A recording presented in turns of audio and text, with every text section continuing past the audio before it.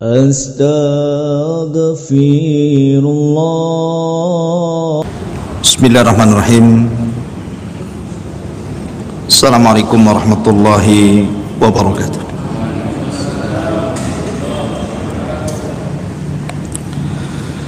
Alhamdulillah wassalatu wassalamu ala Rasulillah wa ala alihi wa sahbihi wa mawalah wa la hawla wa la quwata illa billahi wa ba'du.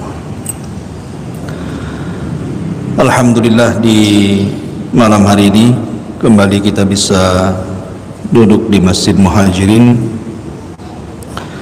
Salawat dan salam kita aturkan kepada Nabi kita, Nabi besar Muhammad sallallahu alaihi wasallam.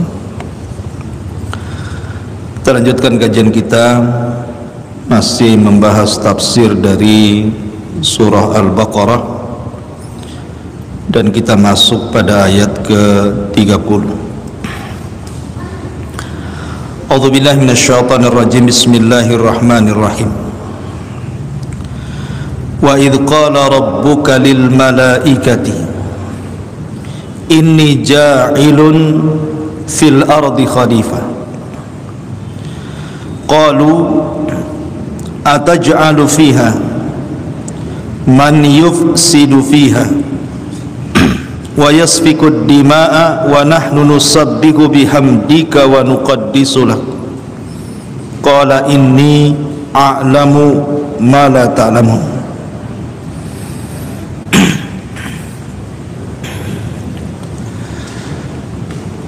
Dan ingatlah ketika Rabbmu berkata kepada para malaikat,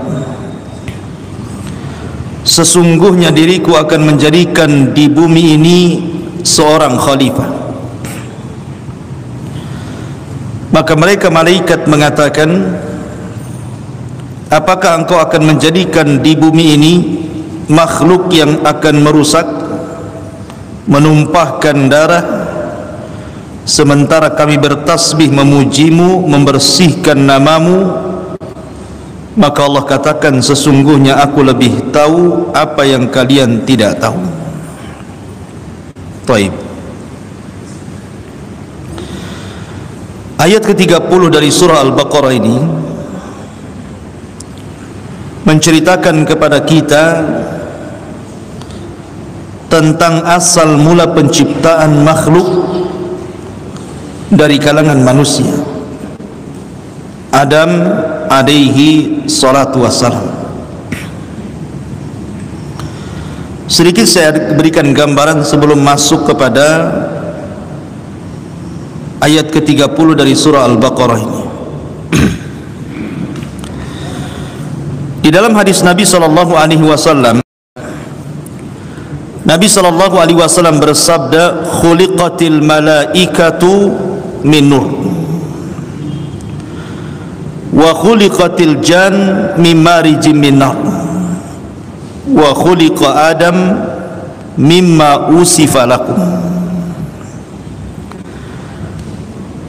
Diciptakan malaikat itu dari cahaya, kemudian diciptakan jin dari ujung nyala api, dan diciptakan Adam sebagaimana disifatkan kalian, maksudnya dari tanah.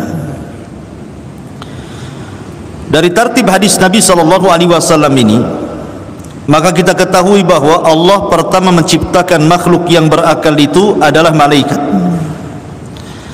kemudian jin, baru kemudian manusia. Tartibnya seperti itu berdasarkan nas hadis Nabi sallallahu alaihi wasallam.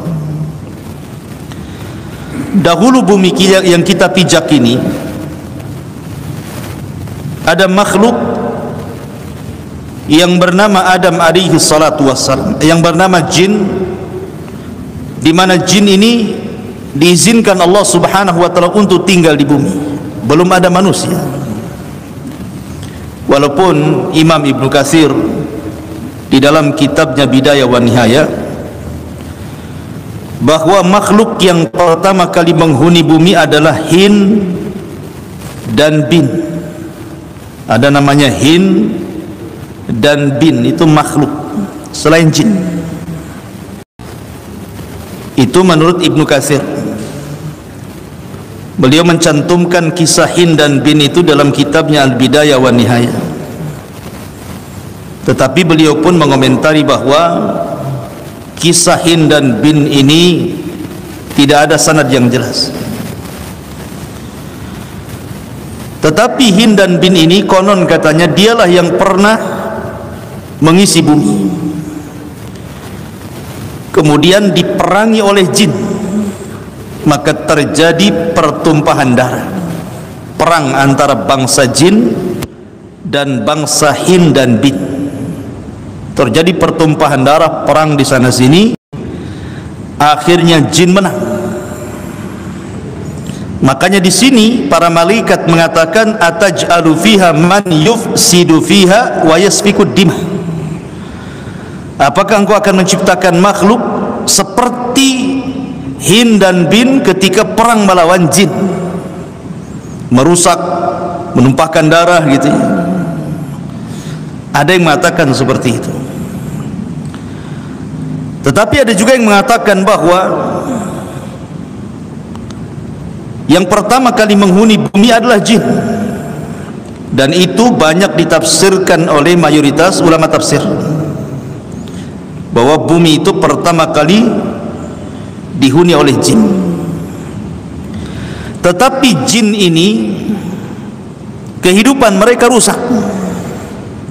Mereka suka berperang satu dengan yang lainnya dan merusak bumi. Dari sinilah maka Allah Subhanahu wa taala memilih dari kalangan jin itu ada jin yang paling saleh. Tidak disebut namanya dalam Islam, tetapi dalam kisah-kisah Israiliyat disebut namanya Azazil. Jin yang paling saleh dari kalangan jin namanya Azazil. Lah Azazil ini kemudian dipilih oleh Allah Subhanahu wa taala untuk mentertibkan bangsa jin, karena mereka sudah merusak bumi, menumpahkan darah. Dan Allah berikan tentara untuk membantu Azazil ini dari kalangan para malaikat. Malaikat ikut serta di belakang Azazil untuk mentertibkan bangsa jin. Yang tidak mau ditertibkan maka akan dilempar ke pulau-pulau yang tidak berpenghuni atau ke tengah-tengah lautan. Akhirnya kemudian Azazil ini berhasil mentertibkan umat jin. Mereka akhirnya beribadah kepada Allah Subhanahu wa taala. Atas jasanya inilah maka Azazil diangkat ke langit pertama dan menghuni langit pertama. Ada juga yang mengatakan sebagai jasanya Azazil ini akhirnya Allah mengangkat Azazil ke sorga dan jadi bendaharawan sorga. Sekali lagi kisah-kisah ini diambil dari Israiliyat, tidak ada hadisnya, cuman dicantumkan oleh ahli tafsir. Singkat cerita, akhirnya ketika Azazil sudah berada di sorga dan dia pun menjadi penguasa langit pertama dan hidup di alam malaikat, sehingga Azazil ini menjadi jin ahli ibadah, jin yang saleh yang hidup di alam malaikat, tidak pernah bermaksiat kepada Allah Azza wa Jalla. Sampai pada waktunya Allah Subhanahu wa taala mengiklankan untuk menciptakan satu makhluk yang akan menjadi khalifah di permukaan bumi. Maka Allah Subhanahu wa taala ketika mengiklankan atau mengumumkan itulah malaikat menghadap Allah Subhanahu wa taala. Lah cerita ini dimulai di sini. Wa idz qala rabbuka lil malaikati inni ja'ilun fil ardi khalifah. Dan ingatlah ketika Rabbmu berkata kepada para malaikatnya, sesungguhnya aku akan jadikan di bumi ini khalifah. Ada yang mengatakan khalifah itu diambil dari kata-kata yakhluf, yakhlufu ba'duhu ba'dah. artinya makhluk yang bergenerasi, makhluk yang berketurunan, makhluk yang berkembang biak, itu disebut khalifah. Ada juga yang mengatakan maksudnya adalah menjadi pemimpin di bumi, di mana semua makhluk tunduk kepada manusia. Lah ketika kemudian Allah Subhanahu wa taala mengumumkan bahwa dia akan menciptakan khalifah, belum tahu karena Adam belum diciptakan, tapi malaikat sudah datang kepada Allah Subhanahu wa taala dan menawarkan diri. Mungkin bahasa kitanya, sudahlah ya Rabb, jangan kau ciptakan lagi, karena engkau sudah menciptakan makhluk yang sebelumnya menumpahkan darah. Maksudnya jin, atau kalau memang sahih kisah tentang Hind dan Bin. Biar kami saja makhluk, biar kami para malaikat yang menghuni bumi, biar kami di bumi bertasbih untukmu, memuji dirimu, mensucikan namamu, beribadah kepada Allah, tidak ada yang bermaksiat kepada Allah Azza wa Jalla. Sudah kami saja di bumi. Karena ta'zimnya malaikat kepada Allah Azza wa Jalla, jangan ada orang yang bermaksiat kepada Allah. Karena memang malaikat itu diciptakan wa yaf'aluna ma yu'marun, mereka hanya melakukan apapun yang diperintahkan Allah saja. Tetapi tentu Allah Subhanahu wa taala ada hikmah di balik penciptaan khalifah itu. Makanya Allah Subhanahu wa taala membantah malaikat dan mengatakan, inni a'lamu ma la ta'lamu, aku lebih paham apa yang akan kuciptakan dibandingkan kalian. Sebab nanti dari makhluk ini akan terlahir makhluk-makhluk yang jauh lebih mulia dibandingkan kalian, dibandingkan para malaikat. Malaikat beribadah wajar karena tidak ada nafsu. Malaikat itu beribadah wajar karena tidak ada dorongan syahwat untuk melakukan kemaksiatan. Mereka diciptakan hanya untuk beribadah saja. Akhirnya betul-betul Allah Subhanahu wa taala mewujudkan keinginannya untuk menciptakan makhluk. Lah ajazil, jin yang soleh dengar, karena kan hidup di alam malaikat tentu dengar. Mulai dah ada kekhawatiran kalau Allah Subhanahu wa taala menciptakan makhluk itu untuk menggeser posisi dia. Muncullah hasad di sini. Makanya para ulama seperti Al-Imam Ibnul Qayyim rahimahullahu ta'ala mengatakan bahwa hasad itu penyakit pertama di langit, hasadnya iblis kepada Adam. Maka Allah Subhanahu wa ta'ala mengutus malaikat Jibril untuk mengambil tanah di bumi, tapi bumi menolaknya, sehingga Jibril tidak berhasil mengambil satu tanah pun di bumi. Kemudian mengutus Mikail juga sama, tidak berhasil. Mengutus beberapa malaikat, tidak berhasil karena bumi menolaknya. Akhirnya Allah Subhanahu wa taala mengutus malakul maut.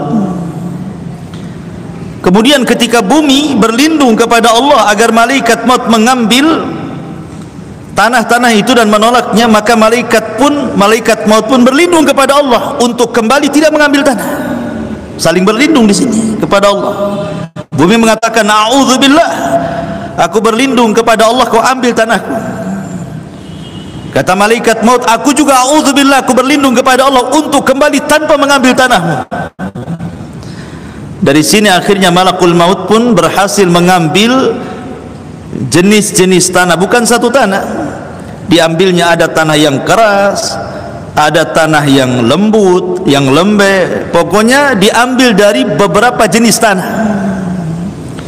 Dan juga dari beberapa warna tanah. Jadi ada warna hitam, ada warna merah, macam-macam warna diambil.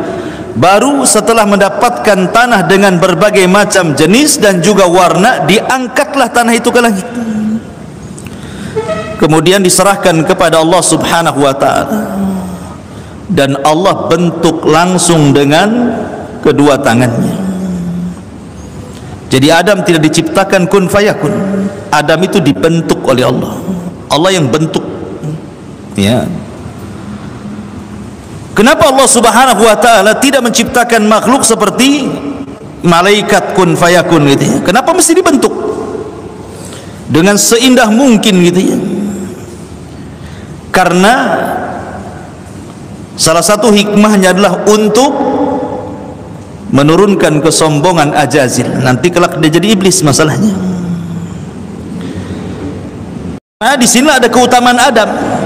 Pertama, Adam alaihi salatu wasallam diciptakan langsung oleh kedua tangan Allah. Yang kedua, ditiupkan ruh langsung oleh Allah Azza wa Jal. Yang ketiga, para malaikat disuruh sujud. Dan itu tidak ada pada Ajazil, pada iblis. Ya. Maka dari bentuk-bentuk tanah dan juga warnanya terciptalah manusia sebagaimana sifat-sifat tanah. Mungkin yang kulitnya hitam, mungkin tanah hitam yang diambil. Yang kulitnya putih, ya mungkin tanah putih. Yang sedikit kehitam-hitaman, keputih-putihan, mungkin campuran. Yang belang-belang mungkin campur baya tanah gitu ya. Adapun yang keras hatinya mungkin dari tanah keras. Yang lembut hatinya mungkin dari tanah lembek kan gitu. Akhirnya manusia seperti sifat tanah. Akhirnya kemudian setelah Allah Subhanahu wa taala bentuk-bentuk betul-betul membentuk Adam fi ahsani taqwim, laqad khalaqnal insana fi ahsani taqwim. Maka Allah membiarkan Adam itu mengering, mengeras. Dan itu disaksikan oleh para malaikat, termasuk juga Ajazil. Maka Ajazil ingin melihat seperti apa khalifah yang diciptakan Allah itu. Datanglah dia ke patung Adam yang belum ditiupkan roh itu, karena sudah ada hasad sebelumnya. Maka dia coba masuk lubang telinga, keluar di lubang hidung gitu ya. Masuk dari lubang hidung, keluar di lubang dubur. Pokoknya masuk ke lubang-lubang dalam rongga-rongga Adam alaihi salatu wassalam itu. Maka kata Ajazil, alimtu annahu ajwa. Aku tahu ini makhluk yang berongga pasti lemah. Lau sullitu alayya la uhlikanna. Kalau Allah kuasakan makhluk ini kepadaku, ku hancurkan dia gitu. Hasadnya sudah ada, belum ditiupkan roh. Ajazil itu sudah ada hasad di situ, karena dia calon iblis masalahnya. Ketika kemudian waktu yang ditentukan oleh Allah Subhanahu wa taala akan peniupan ruh langsung oleh Allah Subhanahu wa taala, maka Allah undang seluruh malaikat, termasuk juga Ajazil ada di tengah-tengah para malaikat. Maka ketika ditiupkan ruh oleh Allah Azza wa Jalla, ruh itu ditiupkan dari mulutnya, maka keluar juga dari mulutnya. Orang mati itu keluarnya dari mulut, ruh itu masuk mulut, keluar dari mulut. Ditiupkan ruh, tiba-tiba baru sampai tenggorokan. Nih Adam ini sudah ngelak nih. Sudah nampak matanya, nampak lihat, di sampingnya ada pohon, banyak buahnya, sudah ngelirik-lirik makanan. Kemudian ketika ruhnya sampai di tangan, sudah mulai manjat-manjat dia. Dari sini Allah mengatakan, laqad khalaqnal insana fi ajal. Sungguh kami ciptakan manusia itu terburu-buru, tergesa-gesa di antara sifatnya itu. Pengen kalau bisa hari ini gitu maksudnya. Itulah manusia, tidak mau sabar kalau sudah punya keinginan. Karena memang bapak kita seperti itu ya, baru ruhnya sampai tangan saja sudah mau ngambil-ngambil buah gitu. Kemudian ketika sampai betul-betul ruhnya sampai di kaki, Adam pun bersin hati gitu ya. Maka Allah Subhanahu wa taala mengatakan, "Qul ya Adam alhamdulillah." Katakan ya Adam alhamdulillah. Makanya menjadi syariat setiap orang bersin membaca alhamdulillah. Maka Allah Subhanahu wa taala mengatakan yarhamuka rabbuk. Makanya kita yang mendengar orang yang bersin mengucapkan alhamdulillah, kita baca yarhamukallah gitu ya. Sampai saya teringat dengan kisahnya Imam Abi Daud At-Tayalisi, pengarang kitab Sunan Abi Daud. Ketika dia sedang talabul ilmi, naik ke atas perahu, dia bayar 1 dinar perahu itu. Ketika sudah di tengah perahu itu, Tiba-tiba dia dengar suara bersin dari ujung tepian pantai. Kedengaran suara bersin. Kata Abi Daud At-Tayalisi kepada nahkoda perahu, antarkan aku ke orang bersin itu, ku tambah 2 dinar. Akhirnya maulah, diputarkan kapalnya. Kemudian setelah sampai di pinggir, Abi Daud kemudian berkata, tadi kau yang bersin ya? Iya, saya bersin tadi. Kau mengucapkan alhamdulillah? Iya. Maka Abi Daud mengatakan, yarhamukallah. Kita berangkat. Hanya untuk jawab yarhamukallah, bayar 1 dinar lagi. Coba, luar biasa. Tapi Daud tuh At-Tayalisi. Kita ini bersin berkali-kali, alhamdulillah berkali, diam saja. Iya. Ini ngasih uang dinar, suruh dekat ke orang bersin, hanya untuk jawab yarhamukallah. Luar biasa itu. Ma'asyiral muslimin yang dimuliakan Allah Azza wa Jalla. Kembali, maka kemudian setelah Adam alaihi salatu wassalam kemudian hidup bil jasadi war ruh, dengan jasad dan ruh, maka Allah Subhanahu wa taala memerintahkan Adam untuk mengucapkan salam. Kepada siapa? Kepada para malaikat. Kemudian Allah mengajarkan assalamualaikum. Maka Adam pun mengucapkan assalamualaikum, kemudian dijawab waalaikumsalam warahmatullahi wabarakatuh. Maka Allah mengatakan hadhihi tahiyyatuka wa tahiyyatu ummatuka min ba'dik. Itulah salam penghormatan bagimu dan anak turunanmu nanti. Makanya salam itu penting, karena salam itu terkandung 3 doa. Pertama keselamatan, yang kedua rahmat, yang kedua berkah. Itulah yang kita cari, 3-tiganya. Ma'asyiral muslimin yang dimuliakan Allah. Setelah itu Allah Subhanahu wa taala memerintahkan malaikat untuk sujud kepada Adam. Wa idz qala rabbuka lil malaikati isjudu li Adam fasajadu illa iblis. Dan ingatlah ketika Rabbmu memerintahkan para malaikat sujud semua kalian kepada Adam. Semua malaikat sujud. Wa yaf'aluna ma yu'marun. Apapun yang Allah perintahkan mereka lakukan. Tapi bukan sujud ibadah, ini sujud ta'zim, penghormatan. Kayak dalam militer itu meletakkan tangan di seperti ini, penghormatannya kan. Itulah sujudnya malaikat kepada Adam dengan cara sujud, penghormatannya. Itu pun cuma 1 kali. 1 kali sujud saja.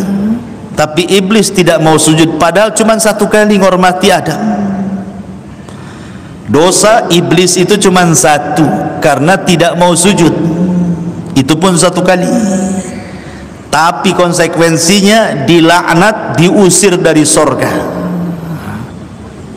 Coba ya. Makanya iblis itu kalau ada orang melihat sujud, dia nangis. Kalau antum sedang sholat nih, kemudian iblis melihat kita nangis, iblis tuh. Kemudian dia mengatakan, aku diperintahkan sujud, aku abaitu an asjud, aku pun enggan untuk sujud. Hamba ini diperintahkan sujud, dia pun sujud kepada Allah Azza wa Jalla. Maka iblis pun menangis. Makanya iblis tidak suka melihat orang sholat itu, teringat dengan dosa dia. Lah ketika itulah maka Allah Subhanahu wa taala melihat kau semua sujud, iblis tetap berdiri. Maka Allah Subhanahu wa taala memanggil Ajazil ini dan mengatakan, ma mana'aka an tasjuda lima khalaqtu biyadai. Apa yang mencegahmu untuk sujud kepada makhluk yang aku ciptakan dengan kedua tanganku, wahai iblis? Mulailah iblis terkena penyakit syubhat di kepalanya dan mengatakan, ya Rabb, bagaimana aku sujud kepada Adam? Ana khairun minhu, saya lebih baik dibandingkan dia. Khalaqtani min nar wa khalaqtahu min tin. Khalaqtani min nar, aku diciptakan dari api loh, kau ciptakan dia dari tanah. Ini namanya kias batin. Itu menurut iblis bahwa api itu lebih baik dibandingkan tanah. Siapa bilang bahwa api itu lebih baik dibandingkan tanah? Justru kita katakan tanah jauh lebih baik dibandingkan api. Lihat, bumi ini tercipta dari tanah. Di atas tanah kita bisa bangun masjid, di atas tanah kita bisa bangun rumah, di atas tanah kita bisa berjual beli, di atas tanah kita bisa beribadah kepada Allah Azza wa Jal. Adapun api, apa yang bisa dilakukan api? Bakar-bakar aja lah api itu. Nggak ada lagi tugasnya, hanya bakar aja api itu. Makanya karena iblis tercipta dari api dan dia sombong karena penciptaan dengan api, maka Allah kembalikan dia ke api. Dia dikembalikan ke dalam api, masuk jahanam, khalidina fiha, kekalkan dalam api sekalian. Karena sombong dengan api, kau sombong dengan api, saya kembalikan kau ke api. Disiksa di jahanam. Ma'asyiral muslimin yang dimuliakan Allah Azza wa Jalla, ketika iblis kemudian tidak mau tetap dan kemudian melakukan qiyas ma'al farik ini, qiyas batil ini, disitulah Allah Subhanahu wa taala murka. Fakhruj minha fa innaka rajim, keluar kau dari sorga, kau dilaknat, kata Allah. Sejak itulah maka iblis menjadi makhluk terlaknat. Iblis ketika itu menyalahkan Allah. Bayangkan Allah disalahkan. Fabima aghwaytani, lihat, fabima aghwaytani, karena engkau sudah menyesatkan aku. Lihat, nah, dia yang mau sesat, kok Allah pula katanya yang menyesatkan dirinya, kan? Kurang ajar nggak iblis? Fabima aghwaytani, karena engkau sudah menyesatkan aku, kau sesatkan Adam dan anak keturunannya, gitu. Tetapi ya Rabb, fa'anzirni ila yaumi yub'atsun, dengan syarat tolong tangguhkan usiaku, jangan kau wafatkan sampai hari di mana Allah hancurkan alam semesta pada tiupan sangkakala pertama. Maka Allah mengatakan innaka minal mungdarin. Oke, aku berikan kau tangguhan umur. Sejak itulah Ajazil berubah menjadi iblis, dan dialah jin satu-satunya yang tidak akan mati sampai kiamat. Yang lain mati, tapi dia ditangguhkan usianya. Ma'asyiral muslimin yang dimuliakan Allah Subhanahu wa taala. Kemudian Allah Subhanahu wa taala berfirman, wa 'allama Adamal asma'a kullaha, dan Allah telah mengajarkan Adam seluruh nama-nama. Ketika malaikat dia merasa bahwa tidak perlu Allah menciptakan Adam itu, biar kami sajalah yang menyembah, biar kami saja, supaya tidak Allah tidak dimaksiati, gitu maksudnya. Tapi Allah mengatakan, aku lebih tahu apa yang kalian tidak tahu, karena aku akan menciptakan makhluk yang akan jadi khalifah jauh lebih mulia dibandingkan dirimu. Bukti kemuliaan makhluk yang akan diciptakan Allah ini adalah wa 'allama Adamal asma, dan itu tidak ada pada para malaikat. Manusia dilebihkan dari segi ilmu, yang ilmu itu mengangkat derajat manusia di atas para malaikat. Tetapi ada juga manusia yang justru melesat ke bawah, lebih jahat dibandingkan binatang ternak. Ulaika kal an'am wa balhum adhal. Jadi dia dalam Quran surah Al-An'am itu. Mereka seperti binatang ternak, buah lebih sesat dibandingkan binatang ternak. Tapi ada makhluk-makhluk, ada manusia itu yang kemuliaannya melebihi bangsa malaikat. Termasuk Adam alaihi salatu wasallam dimuliakan dari sekian para malaikat. Dengan apa kemuliaan Adam? Dengan ilmu. Wa 'allama Adamal asma'a kullaha, maka Allah ajarkan Adam nama-nama semuanya. Dan malaikat tidak memiliki ilmu seperti ini. Ada yang mengatakan dari ahli tafsir bahwa maksudnya wa 'allama Adamal asma itu artinya Adam alaihi salatu wassalam itu diajarkan oleh Allah Azza wa Jal berbagai macam bahasa. Adam itu tahu nanti nih diantara turunannya kan akan berbagai macam bahasa yang akan mereka katakan. Di barat ada bahasa Inggris, di Spanyol ada bahasa Spanyol, kan ya. Di Indonesia saja macam-macam bahasa, ada Sundanya, ada Jawanya, ada Padangnya, ada Bataknya, ada Lomboknya, ada Melayunya, gitu. Seandainya Adam pamannya nih, Adam singgah ke Batam nih, ketemu orang Melayu, pakai bahasa Melayu dia. Kemudian dia safar ke Jawa, pakai bahasa Jawa. Safar ke Batak pakai bahasa Batak, safar ke Alor pakai bahasa Alor gitu. Jadi dia mampu menguasai semua bahasa yang akan diucapkan oleh seluruh keturunannya. Safar ke Inggris pakai bahasa Inggris, safar ke Spanyol pakai bahasa Spanyol. Nah, begitulah maksudnya. Wa 'allama Adam al-asma'a kullaha. Adam mentafsirkan bahwa Adam itu diajarkan berbagai macam bahasa yang akan diucapkan oleh umatnya, oleh keturunannya. Ada juga yang mengatakan bahwa Adam diberikan atau diajarkan nama-nama itu artinya nama-nama yang ada di permukaan bumi ini, laut ini, gunung ini, pohon ini, daun ini, ulat ini, semua diajarkan. Makanya tidak ada di permukaan bumi kecuali ada namanya. Bunga, sekian bunga satu-satu ada namanya. Ada janda bolong, ada janda ini, ada janda itu gitu ya. Semua manusia tahu. Kalau tidak ada namanya dikasih nama.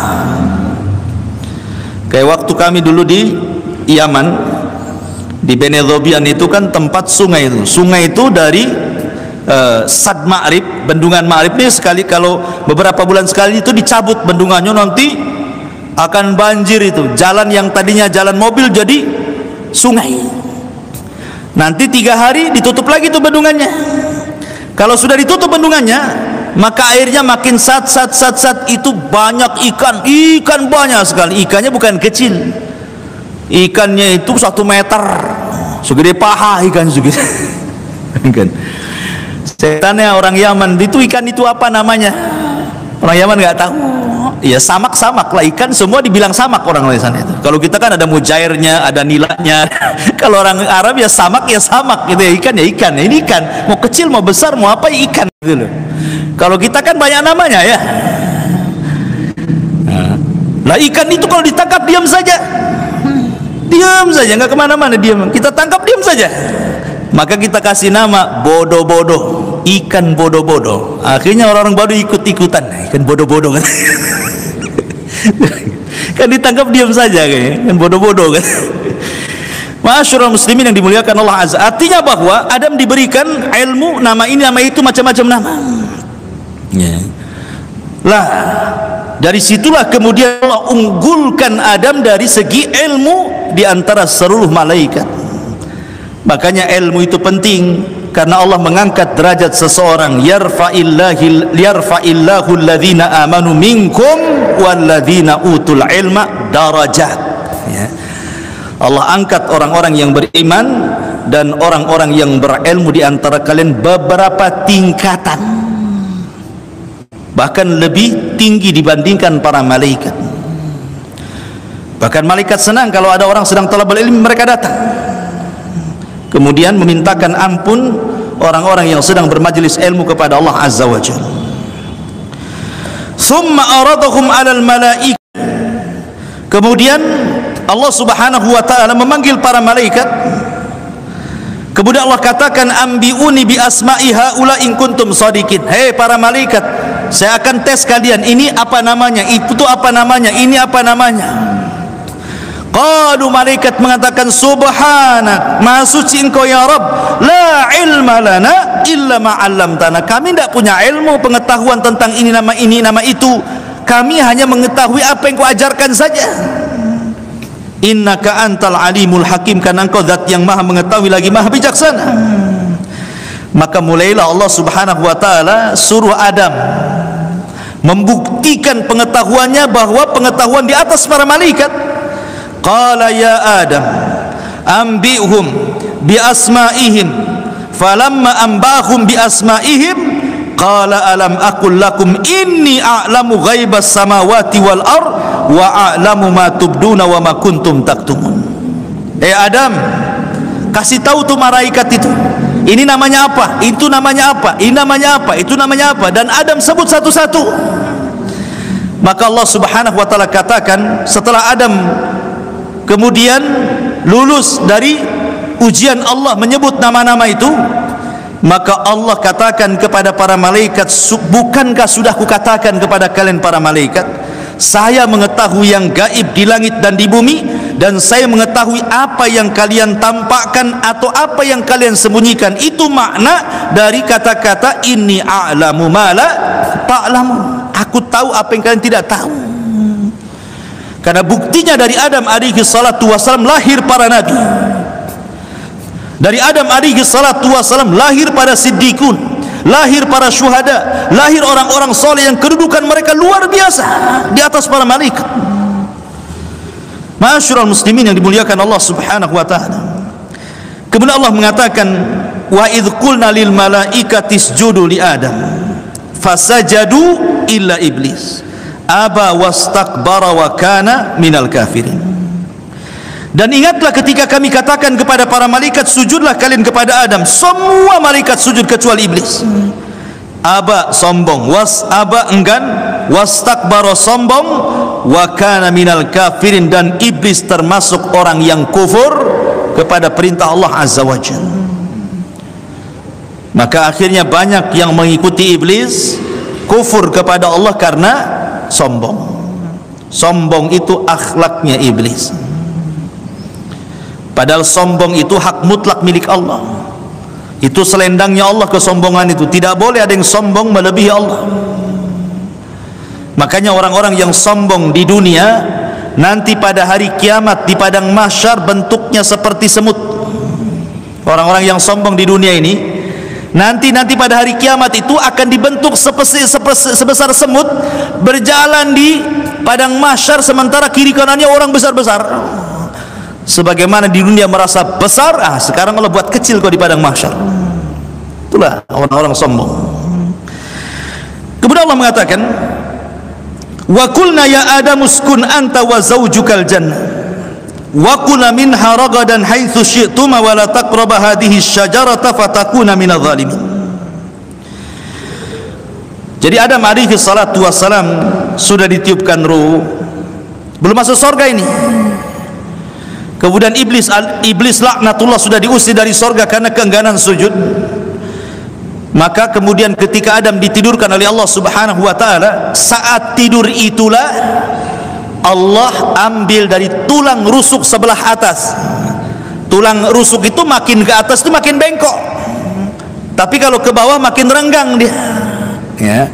Makanya diambil tulang rusuk yang paling atas, yang paling bengkok itu, yang dekat dengan jantung tuh sebelah kanan. Kemudian diambil dari tulang rusuknya, dari tulang rusuk itulah kemudian diciptakan pasangannya Hawa. Adam tidak tahu sedang tidur, tiba-tiba diambil tulang rusuknya, kemudian diciptakan Hawa, ditidurkan di sampingnya. Karena Allah Subhanahu wa taala paham bahwa yang bisa menjadikan orang tenang adalah pasangan. Sekaya apapun antum, nggak akan tenang kalau tidak ada perempuan di samping antum. Mau itu istri antum atau orang lain, yang jelas perempuan lah ya.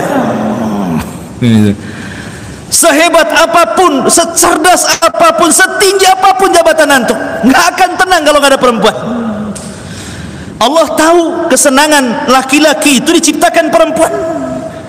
Sebenarnya Allah bisa saja Allah ciptakan janganlah Hawa, Allah ciptakan burung di sampingnya bisa ngomong, bisa. Tapi kan orang hanya sedikit orang yang suka burung, ya kan? Allah ciptakan kambing di sampingnya bisa ngomong untuk nanti menemani Adam di sorga. Tidak juga, karena tidak semua orang suka kambing, ya. Tapi Allah Subhanahu wa taala menciptakan makhluk yang semua manusia suka, semua laki-laki suka kecuali yang tidak normal, gitu ya. Kecuali yang kesurupan, nggak suka perempuan, suka laki-laki pula, ya. Makanya maka Allah ciptakan Adam dari tulang rusuknya pasangannya Hawa. Dari sini kita tahu bahwa seluruh perempuan itu, turunan Hawa itu, maka akan mengikuti asal penciptaannya. Ya perempuan sekarang ya bukan dari tulang rusuk, bukan. Ya kayak antum juga bukan dari tanah kan gitu. Tetap dari pasangan suami istri, dari sperma ya. Maksudnya asal penciptaannya. Lah karena asal penciptaannya dari tulang rusuk yang bengkok, maka akan jadi sifat perempuan dari sejak Hawa sampai yang terakhir mati dari kalangan perempuan akan tetap bengkok. Kalau antum paksa, antum akan mematahkan tulang itu. Kalau antum biarkan, tetap aja dia bengkok. Makanya menasihati perempuan itu harus fastausu binisa'i khairan, pelan-pelan, tarik ulur gitu modelnya ya. Kalau dipaksa bengkok, paksa patah, artinya cerai. Kalau terlalu keras pasti cerai itu. Tapi kalau dibiarkan melunjak dia, kurang ajar, makin kurang ajar itu kalau perempuan, kalau dibiarin saja. Makanya tarik ulur, jangan sampai patah, jangan sampai bengkok terus. Nah, begitu maksudnya ya. Karena Rasul mengatakan khuliqatil mar'atu min dila'in. Perempuan itu diciptakan dari asal penciptaannya, maksudnya dari tulang rusuk yang paling atas yang paling bengkok. Kalau kau paksa patah, kau biarkan tetap bengkok. Jadi tetap dinasihati, tapi jangan kasar, tapi jangan dibiarkan juga. Nanti antum punya istri bengkok terus. Siapa namanya? Bang Karim bengkok. Membiarkan istrinya. Jadi bukan begitu ya. Ma'asyiral muslimin yang dimuliakan Allah Subhanahu wa taala. Lah setelah kemudian Adam bangun, tiba-tiba di sampingnya ada Hawa. Kemudian dikatakan, "Mana anti siapa kamu?" gitu ya. Maka Allah beritahu itu pasangan. Nah, mulailah senang Adam kepada Hawa. Dari sini Allah Subhanahu wa taala katakan setelah Hawa diciptakan, "Qulna ya Adam uskun anta wa zaujukal jannah." Hei Adam, ajak istrimu masuk sana ke surga. Kemudian wa kula minha ragadan haitsu syi'tuma. Makan segala sesuatu yang ada di surga halal. Makan, minum, makanan apa saja halal. Kemudian Allah Subhanahu wa taala melarang satu, jangan didekati. Wala taqraba hadhihi syajarah. Jangan kau dekat-dekat pohon ini, pohon kehidupan, pohon khuldi namanya. Makanya buahnya disebut buah khuldi, pohon kehidupan. Jangan kau dekati satu pohon ini. Kenapa Allah Subhanahu wa taala menciptakan satu pohon ini? Tentu ada hikmah di balik penciptaan pohon yang dilarang untuk didekati Adam. Kenapa? Karena Adam tidak diciptakan untuk hidup di sorga, tapi diciptakan untuk hidup di bumi. Tetapi Allah itu tidak mungkin langsung menurunkan Adam ke bumi. Idza aradallahu syai'an ahya asbabah. Kalau Allah menghendaki sesuatu, Allah akan hidupkan sebabnya dulu. Nggak main-main taruh di bumi ya, tapi Allah itu hidupkan sebabnya. Sama dengan orang, kalau sudah Allah persiapkan orang ini kaya, maka Allah buatkan sebabnya. Akhirnya dia rajin kerja, akhirnya jadi kaya ya. Jadi Allah hidupkan sebabnya dulu. Diciptakanlah pohon itu, pohon larangan, buah khuldi itu, syajaratul khuldi namanya. Lah iblis, karena sudah diusir dari sorga, rupanya hasadnya kenyataan, dia sudah di luar sorga. Adam pula dan Hawa di sorga, makin besar hasadnya. Ada yang mengatakan ini kisah Israiliyat, tidak ada hadisnya, ini kisah Israiliyat, tapi dicantumkan oleh ahli tafsir bahwa ada ular yang keluar masuk sorga. Akhirnya kemudian Adam dan ular ini bekerja sama supaya iblis bekerja sama dengan ular supaya dia bisa masuk sorga. Bagaimana caranya? Maka iblis masuk ke jalur darah ular itu, kemudian masuk ke dalam surga. Makanya kenapa jin itu masuk, kalau menggoda kita ini masuk dari jalan darah. Inna syaitan yajri majra dam ibni Adam. Berhasil dia masuk. Ada juga yang mengatakan iblis tidak masuk, iblis tetap di luar surga. Tapi Allah berikan kekuasaan ataupun Allah berikan kemampuan kepada iblis bisa menghantarkan was-wasnya dari luar surga ke dalam surga. Bagaimana caranya? Wallahu a'lam. Yang jelas Allah takdirkan iblis mampu memberikan was-was dari luar surga ke dalam surga ya. Akhirnya kemudian Adam pun diberikan was-was, selalu sedikit-sedikit melihat pohon itu, melihat buahnya, melihat pohon itu, melihat buahnya. Kadang mendekat, kadang menjauh, kadang mendekat, kadang menjauh. Pokoknya diberikan was-was. Tapi Adam dan juga Hawa belum bergeming keimanannya, belum mau memakan, hanya melihat-lihat, termakan was-was saja. Sampai akhirnya kemudian iblis pun bersumpah di hadapan Adam dan juga Hawa. Wa qasamahuma inni lakuma laminan nasihin. Kemudian kata iblis, demi Allah, sesungguhnya aku ini bukan siapa-siapa. Aku ini hanya pemberi nasihat. Kenapa Allah Subhanahu wa taala melarang kalian dua untuk mendekati pohon ini? Kenapa? Ada alasannya. Karena kalau kalian makan dari buah pohon ini, antakuna malakaini au takuna minal khalidin. Nanti kalau kau habis makan buah itu, kau jadi malaikat atau minimalnya kau dikekalkan di sorga. Oh, mikir ada tuh, jadi malaikat enak juga ya. Kekal di sorga mantap juga. Ya. Dari situlah maka iblis tertarik dengan sumpahnya iblis. Adam tertarik dengan sumpahnya iblis, karena tidak mungkin ada orang bersumpah untuk kedustaan itu di alam malaikat. Ini alam malaikat ini. Kok ada bersumpah untuk kedustaan? Kan mustahil gitu. Karena ini di alam malaikat masalahnya. Dan belum ada orang bersumpah sebelumnya untuk kedustaan. Apalagi malaikat itu beribadah semua gitu ya. Makanya ketika mendengar sumpahnya iblis, dan mustahil ada orang bersumpah untuk kedustaan di alam malaikat, akhirnya Adam pun tergiur dari sumpah. Sejak itulah orang kalau berdusta supaya kuat kedustaannya pasti pakai sumpah iblis. Sampai hari ini, ya kan? Orang kalau berdusta, orang nggak percaya, pasti pakai sumpah. Wallahi, ya biasa itu. Apalagi di pasar, wallahi nggak dapat dari sana, tawar pula segitu. Padahal dapat, ya kan?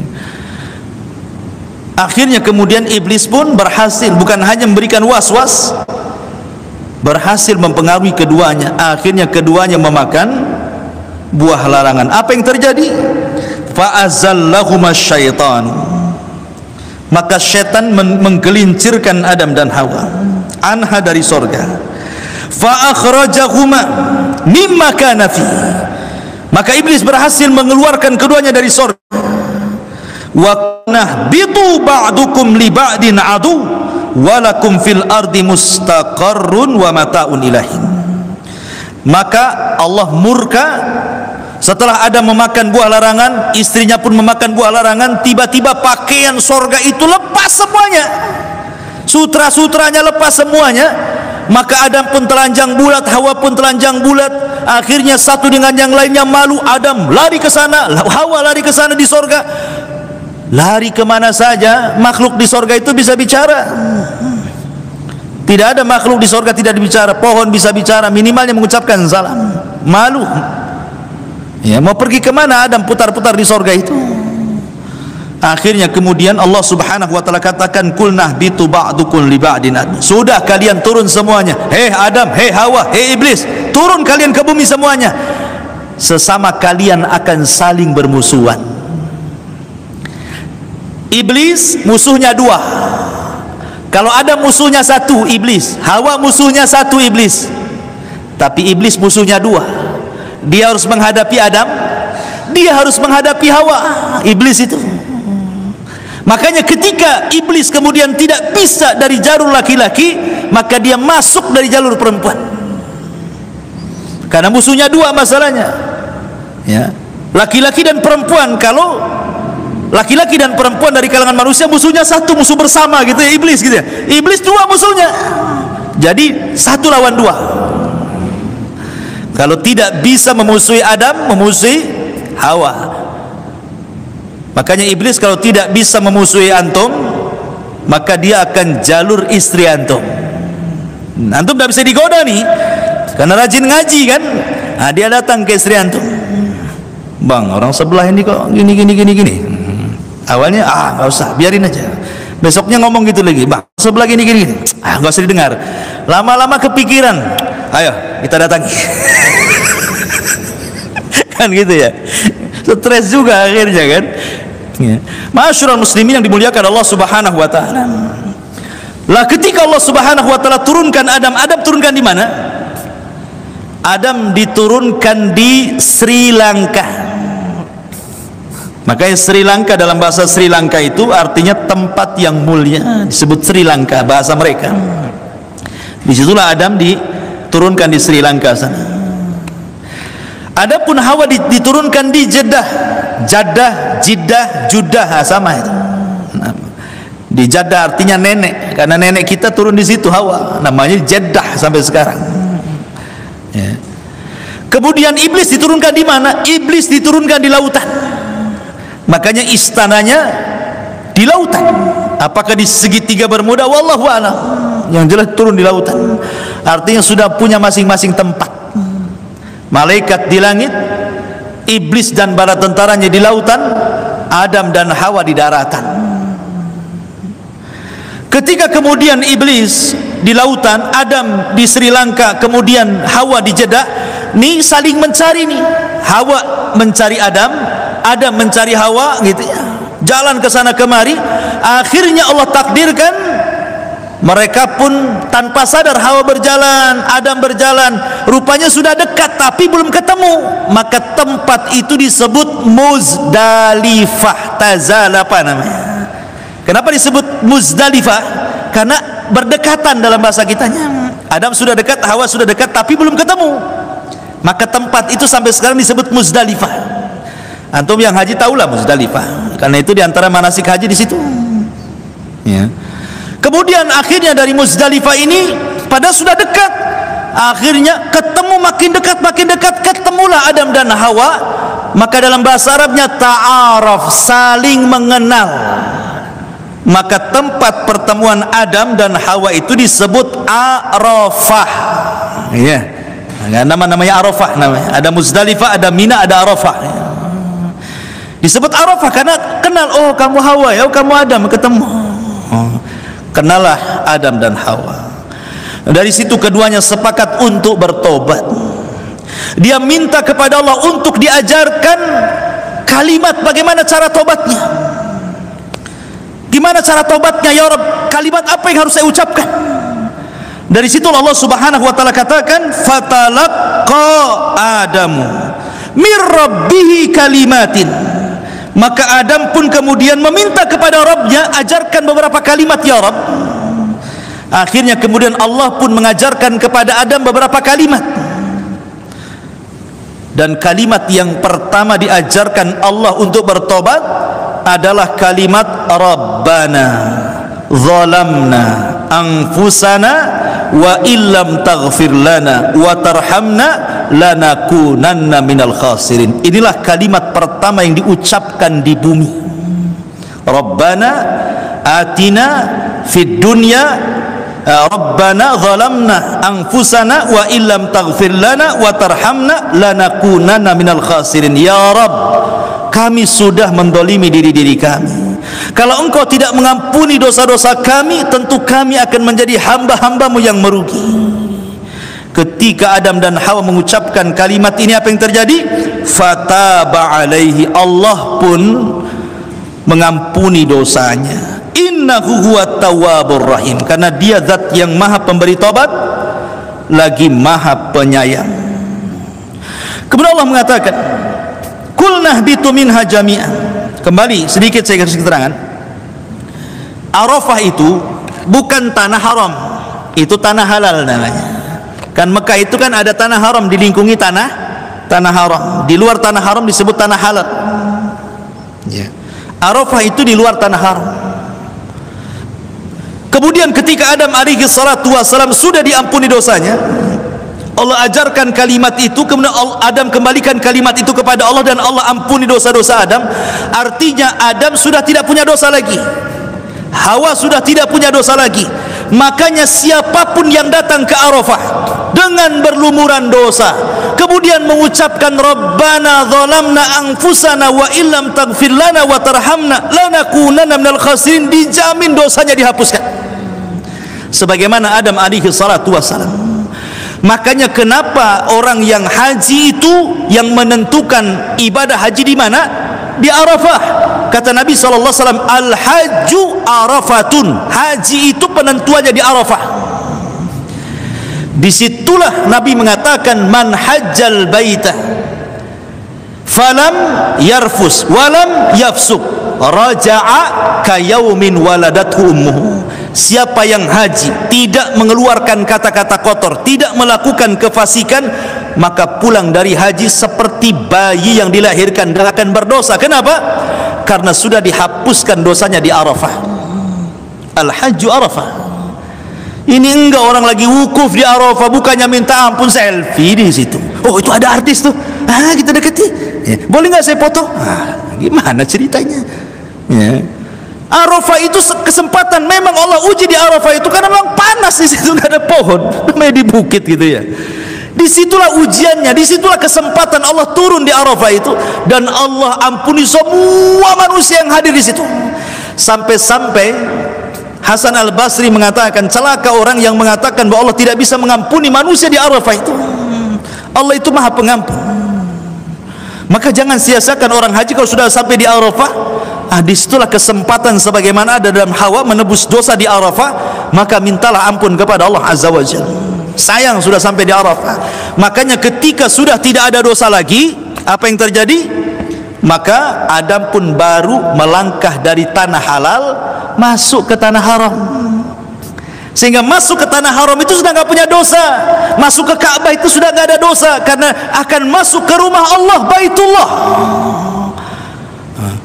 tempat yang suci, sehingga kita harus suci. Itu hikmahnya kenapa kemudian ada hikmah dari Adam, taubatnya Adam di Arafah itu, khususnya Anda yang ingin berangkat haji. Ma'asyiral muslimin yang dimuliakan Allah Azza wa Jalla. Lanjut, wa id qulna dkhulu hadhil qaryah, qulna bitu minha jami'an. Kami katakan, hei Adam, hei Hawa, hei Iblis, keluar kalian semua. Fa imma ya'tiyannakum minni hudan faman tabi'a hudaya fala khaufun alaihim walahum yahzanun. Kalau kalian bertiga nih dah sampai di bumi, kelak aku turunkan hidayahku kepada kalian dan kepada anak cucu kalian. Maka barang siapa yang mengikuti petunjukku, dia tidak akan takut dan dia tidak akan bersedih hati. Takut akan perkara yang akan datang, bersedih hati dari perkara yang lampau. Itu artinya tidak perlu takut. Para ulama tafsir mengatakan bahwa yang dimaksud petunjuk yang Allah kirim ke bumi itu adalah para rasul dan kitab-kitab yang diturunkan. Maka siapapun yang mengikuti para rasul dan kitab-kitab yang diturunkan, fala khaufun alaihim walahum yahzanun, dia tidak akan takut kepada masa yang akan datang, dia tidak akan bersedih dari masa yang sudah berlalu. Maka ketika di zaman Nabi Musa dengan Tauratnya, itulah petunjuk yang datang dari Allah. Siapapun yang mengikuti Musa dan Tauratnya tidak akan takut, tidak akan sedih. Datang Daud bersama Zaburnya, maka itulah petunjuk Allah. Siapa yang mengikuti Daud dan Zaburnya, dia tidak akan takut dan tidak akan bersedih hati. Kemudian datang Isa dan Injilnya, dan terakhir datang Muhammad sallallahu alaihi wasallam dan juga Al-Quran. Siapapun yang mengikuti Rasul dan Al-Quran yang dibawanya, itulah petunjuk Allah. Siapa yang mengikuti Rasul dan Al-Quran yang dibawanya, fala khaufun, tidak akan takut akan masa yang akan datang, dari azab kubur, dari azab padang mahsyar, dari azab neraka. Tidak perlu takut. Walahum yahzanun, dan tidak perlu bersedih hati mikir kalau saya mati gimana istri saya, gimana anak saya, gimana harta saya. Kalau kalian mati dalam kondisi mendapatkan hidayah, istri kita dijaga malaikat, anak kita dijaga malaikat, harta kita dijaga malaikat, dan semua jadi manfaat bagi kita setelah kematiannya. Fala khaufun alaihim walahum yahzanun. Itu makna fala khaufun alaihim walahum yahzanun. Walladzina kafaru wa kadzdzabu bi ayatina ulaika ashabun nar hum fiha khalidun. Dan orang-orang yang kufur, yang mengikuti iblis dan mendustakan ayat-ayat kami seperti iblis, maka mereka akan dimasukkan ke dalam neraka dan mereka akan dikekalkan di dalamnya selama-lamanya. Iblis kufur, mendustakan ayat-ayat Allah Subhanahu wa ta'ala. Inilah kisah dari tafsir surah Al-Baqarah ayat 30 sampai 39. Adapun ya Bani Israil adkuru, nanti dari ayat 40 sampai beberapa lembar ke depan, ini semua mengkisahkan tentang kisah Bani Israil. Detail, sangat detail. Bagaimana kisah Bani Israil? Perjalanan Nabi Musa dan Bani Israil sampai ke Palestina. Ya, itu nanti mulai dari ayat 40 nanti. Di sini semua kisah Bani Israil sampai beberapa lembar nih.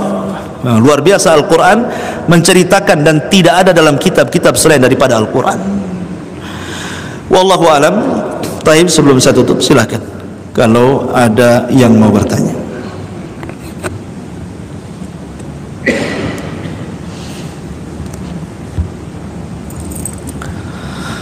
Alhamdulillah, tidak ada yang tanya. Subhanakallahumma bihamdika asyhadu an la ilaha illa anta astaghfiruka wa atubu ilaik. Allah taala. Assalamualaikum warahmatullahi wabarakatuh.